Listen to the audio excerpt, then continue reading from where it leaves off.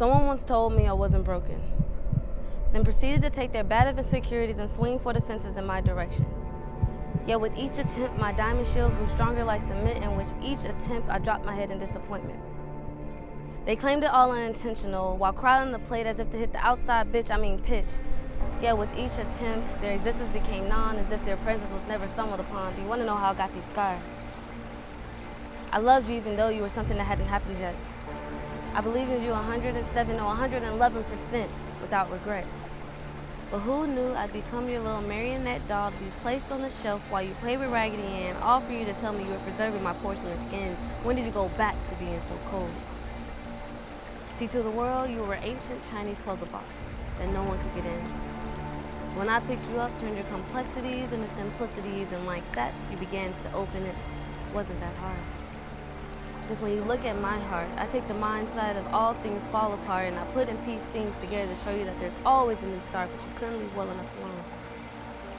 Always reverting to the darkness in a room full of light, and I was your sand from holes, quick to say I can fix that when you lost your sight, but boy, could you shine. One might say you had the Midas touch, turning dreams to gold. I gave you my hand to hold. You told me those 3 words so bold. I love you was a blindfold, and like that, come to find out, you ain't nothing but fool's gold. You spoon-fed me beautiful lies. You had me where you wanted me. I was nothing but your fool. You treated me mean. You treated me cruel. But unlike Aretha, I won't be added to your shame. And it's such a shame how you abused namaste for such a pure phrase. I wanted to ashe, but I can no longer ashe because I no longer namaste. Why did I stay? I wasn't asking for a lot. Just wish you were honest with me. Have you ever begged the moon for forgiveness to set you free? You see, I'm loyal by default, and I see the good in people. So I jumped in, cannonball into the deep end, not knowing if there was a shark waiting to tear me apart, but hey, following is the easy part. Did you know Alice and I are best friends? And Wonderland is such a great place and full of odd characters. And as an ace, I felt at home, and although you were a deuce, we were not playing spades and you had to learn to walk. But I was already running. With freedom, pumping my adrenaline, crunching from my core as my muscles contract, relax as I chased the bunny, wondering what he was late for. And as I caught up to him, he gave me a gift. He said it helps you keep track, but don't be tricked. A man made this and only sometimes tick. And so he reached into his pocket and watched as I lit up. You caught up to us as he hopped away to the clink of a teacup. But you had something in your hands, and I was curious.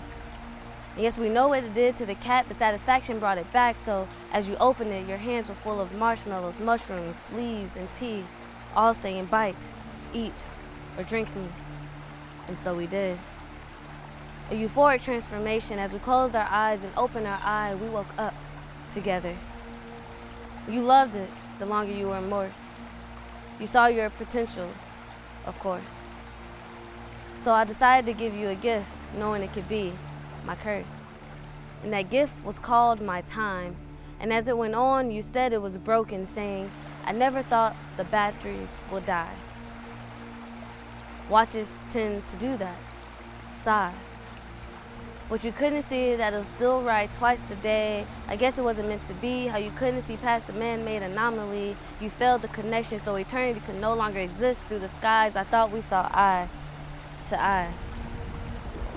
And they say forever never seems that long until you grown. What forever never seems to last when the love is gone. And I loved you the best I could. The things I could do, I did. Things I couldn't do, I tried. So here, catch this. I want to feel it even if it hurts.